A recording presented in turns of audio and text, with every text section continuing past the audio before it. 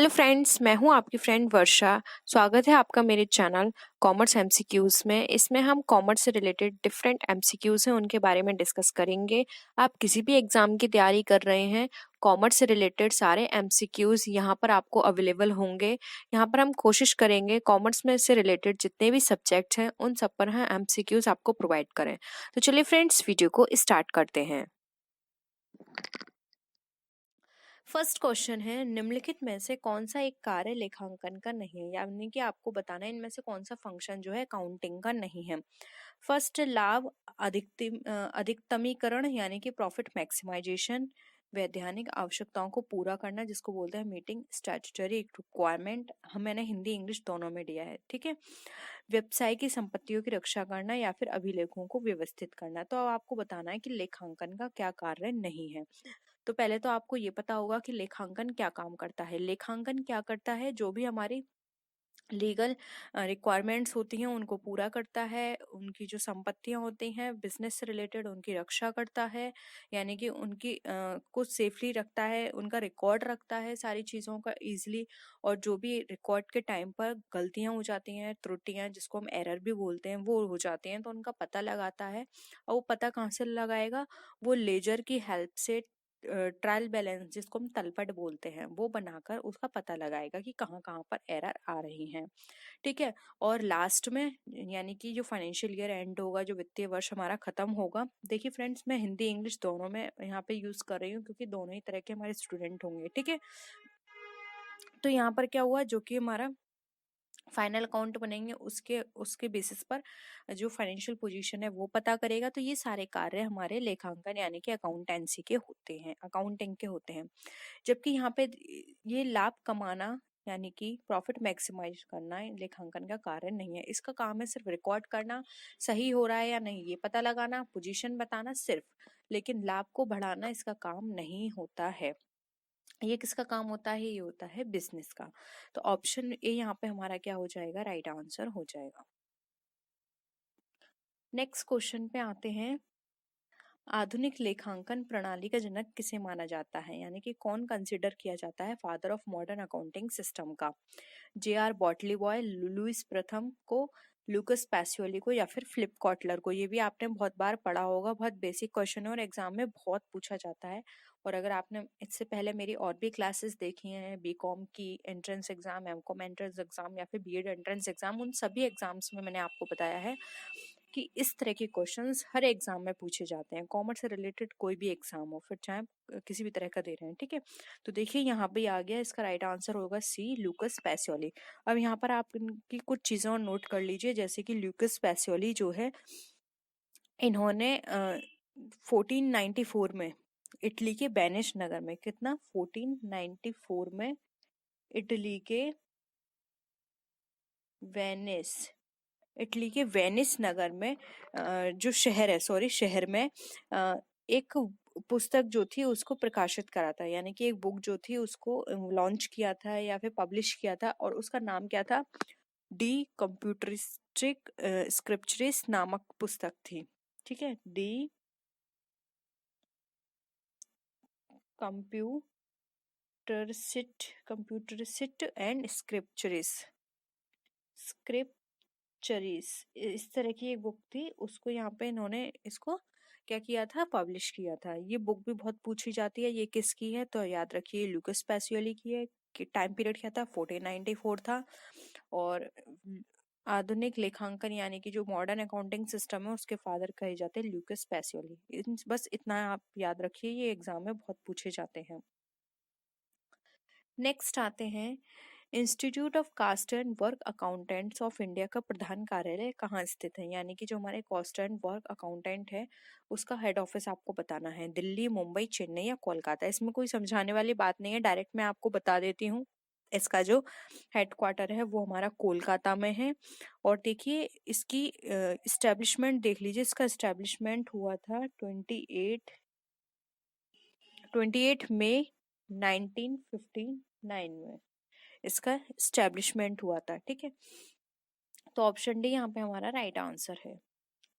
Next question पे आते हैं, लेखांकन का प्रमुख कार्य क्या है, यानी कि main function of accounting is. आर्थिक समंकों का अभिलेख, समंकों आर्थिक यानी कि इकोनॉमिक डेटा को रिकॉर्ड करना, providing information base for work, या फिर records in the classifications of business transactions, या फिर अचीव नॉन इकोनॉमिक गोल्स। अब इसमें से हमें बताना है कौन सा हमारा लेखांकन का कार्य है।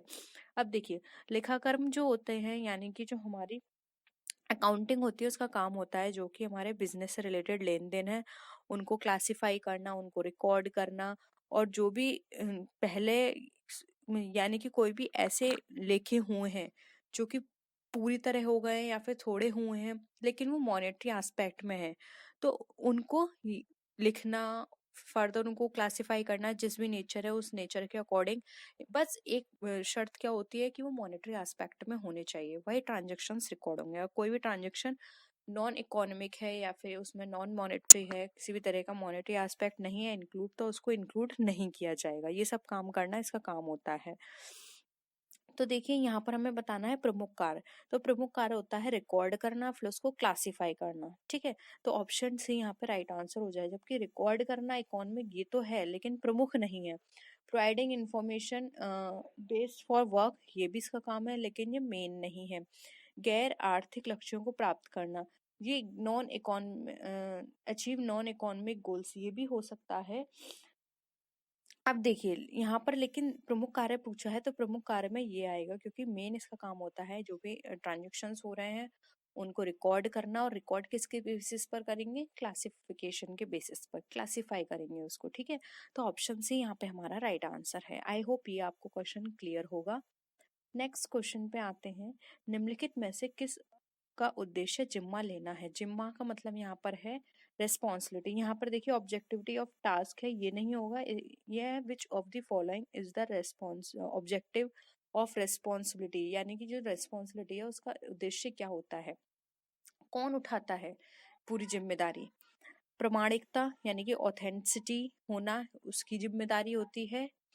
दर्ज राशि की शुद्धता देखना होता है जिम्मेदारी लेना। स्वामित्व की या फिर इनमें से कोई नहीं। तो देखिए यहाँ पर जब अगर हम कोई भी बिजनेस की बात करते हैं तो उसकी बिजनेस की सक्सेस की, प्रॉफिट की, लॉस की, ये पूरी जिम्मेदारी किसकी होती है, ये जिम्मेदारी होती है जो बिजनेस जिसने वो चालू किया है, यानी कि जो भी उस बिजनेस को चला रहा है उसका ओनर है या जिसके पास उसकी ओनरशिप है, ठीक है। तो उस बिजनेस में जो भी लॉस होगा, जो भी प्रॉफिट होगा, किसी भी तरह की प्रॉब्लम आएगी, वो सारी फेस कौन करेगा, उसका ओनर या फिर जिसके पास ओनरशिप है। तो उसके अकॉर्डिंग जो उद्देश्य जिम्मा लेना है वो किसका हो जाएगा, वो ओनरशिप के ऊपर चला जाएगा। इसलिए यहाँ पे ऑप्शन सी हमारा राइट आंसर हो जाएगा, स्वामित्व यानी कि ओनरशिप, ठीक है। नेक्स्ट है, एक विक्रेता अपने 2000 रुपये है, ठीक है, 2000 रुपए के माल को 800 रुपए, ये भी रुपए लिख लीजिएगा। एक विक्रेता अपने 2000 रुपए के माल को 800 रुपए में क्रेता को देता है, यानी कि जो भी उसका परचेजर है उसको दे रहा है। 200 रुपए का अंतर आ रहा है, तो ये 200 रुपए क्या कहलाएंगे, cash discount, trade discount, credit sale या फिर अप्राप्य ऋण। तो देखिए यहाँ पर हम बात करें तो यहाँ पर एक जो सेलर है वो 2000 रुपए का माल जो है वो 1800 रुपए में यानी बेच रहा है एक परचेजर को, जो भी परचेजर है, और 200 रुपए का अंतर रख रहा है। तो ये डिस्काउंट में आता है। अब हमें ये बताना है कि ये किस तरह का डिस्काउंट है। तो ये डिस्काउंट हमारा कहलाएगा ट्रेड डिस्काउंट। ये जो डिस्काउंट होता है ये यहाँ पर उन ग्राहकों को दी जाता है जो एक ही वस्तु में व्यापार करते हैं, यानी कि जब कोई भी सेलर एक ही कमोडिटी या एक ही तरह के प्रोडक्ट में डील करता है वो वहां पर उस कस्टमर को इस तरह के डिस्काउंट दिए जाते हैं। इसका मेन उद्देश्य क्या होता है, ज्यादा से ज्यादा कस्टमर्स हमारे बढ़ जाएं, इसलिए इस तरह का डिस्काउंट दिए जाते हैं। तो यहाँ पर ऑप्शन क्या होगा हमारा, बी राइट आंसर हो जाएगा, ट्रेड डिस्काउंट। नेक्स्ट क्वेश्चन है, पुस्तपालन का हमें अर्थ बताना है, यानी कि जो बुक कीपिंग है उसका मेन मतलब जो मेन मतलब है या फिर उसका जो आशय है वो क्या है।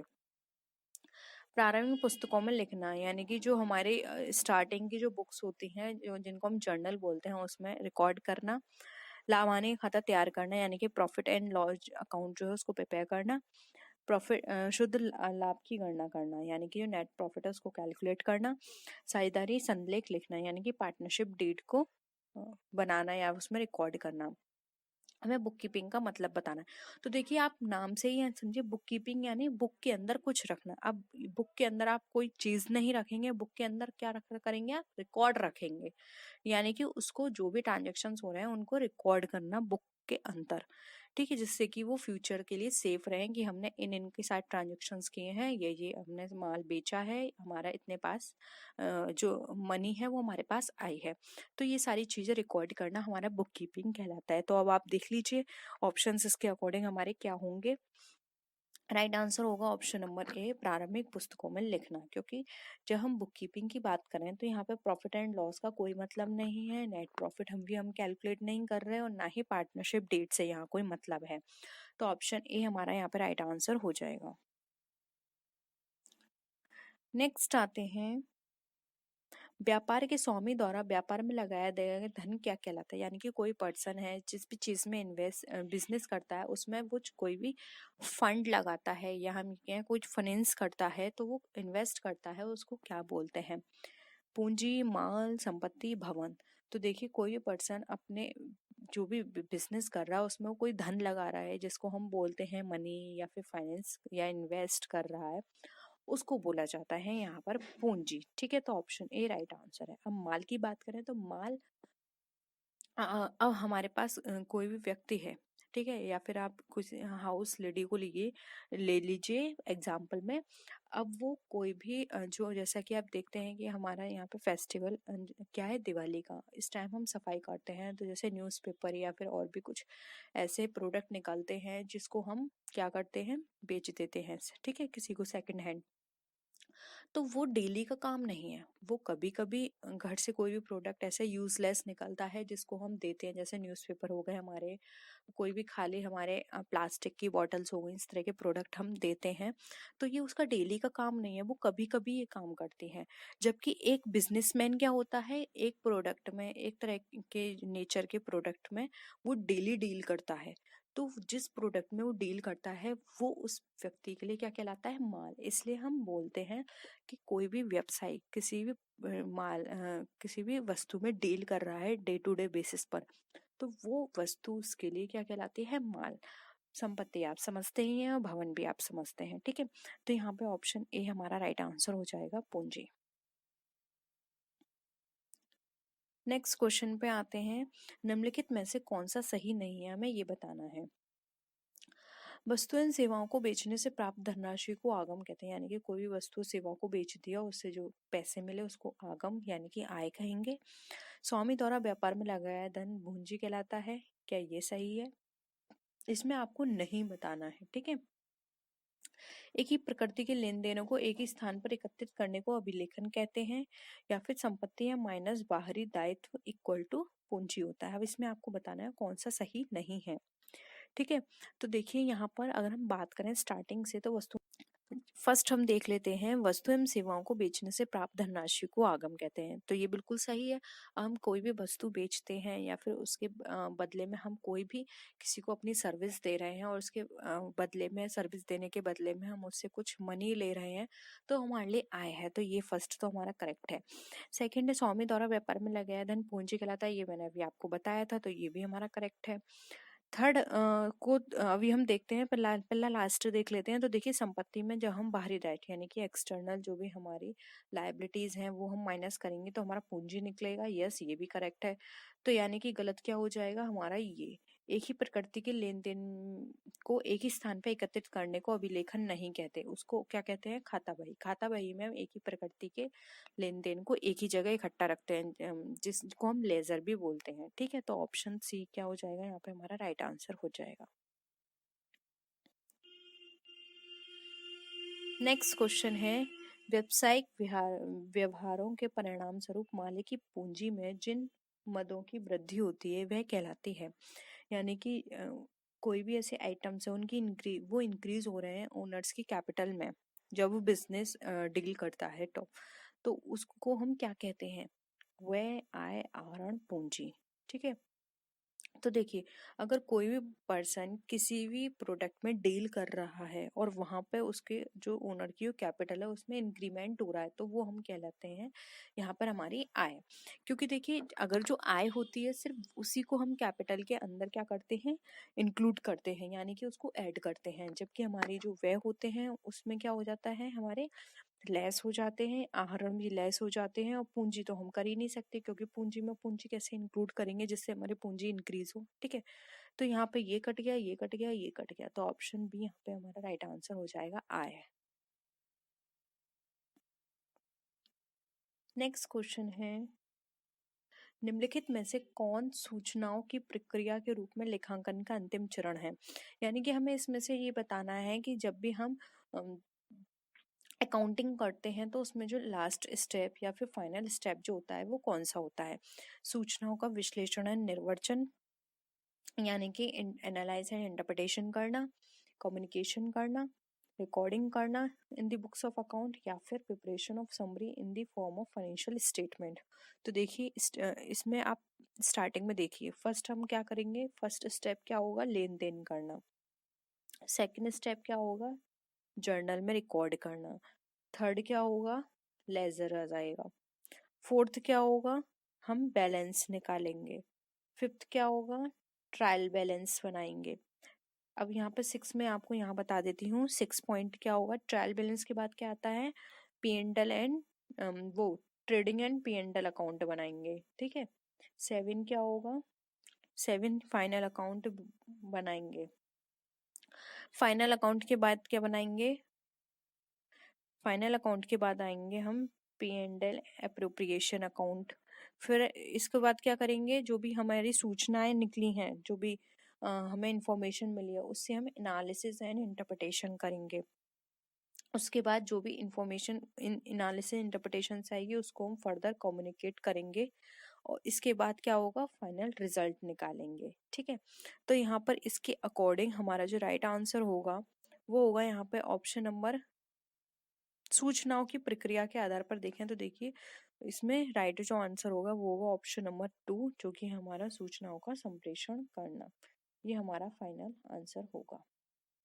तो ऑप्शन बी यहाँ पे हमारा राइट आंसर हो जाएगा।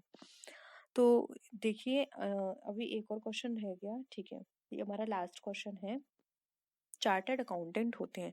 अब जो चार्टर्ड अकाउंटेंट होते हैं वो किस तरह के होते हैं, यानी पूर्ण अंकेक्षक, सरकारी अंकेक्षक, पेशेवर अंकेक्षक, या फिर उपरोक्त में से कोई नहीं। तो देखिए, चार्टर्ड अकाउंटेंट जो होते हैं ये प्रोफेशनल होते हैं। ठीक है, ये इस में मतलब जैसे हम बोलते हैं स्पेशलाइजेशन। ठीक है, तो जो भी इनके काम होते हैं उसमें ये स्पेशलाइज्ड होते हैं। ये एक अपने जो इंस्टीट्यूट होते हैं इनके, वहाँ से ये सर्टिफाइड होते हैं, वहाँ से ये डिग्री लेकर पूरे अपने पूरे प्रोसेसिंग के साथ ये इस चीज इस फील्ड में एक्सपर्ट बनते हैं, जिनको हम प्रोफेशनल ऑडिटर्स बोलते हैं। तो यहाँ पे ऑप्शन सी जो है वो हमारा राइट आंसर हो जाएगा। तो फ्रेंड्स, ये थी आज की वीडियो। आई होप आपको आज के क्वेश्चंस पसंद आए होंगे। अगर वीडियो पसंद आए तो वीडियो को लाइक कीजिए, अपने फ्रेंड्स के साथ शेयर कीजिए, और किसी भी तरह की कोई भी क्वेरी हो या आप सजेशन देना चाहते हैं तो आप नीचे कमेंट सेक्शन में लिख सकते हैं। तो फ्रेंड्स, नेक्स्ट वीडियो में हम फिर मिलते हैं और भी अच्छी वीडियोस के साथ। तब तक के लिए बाय बाय।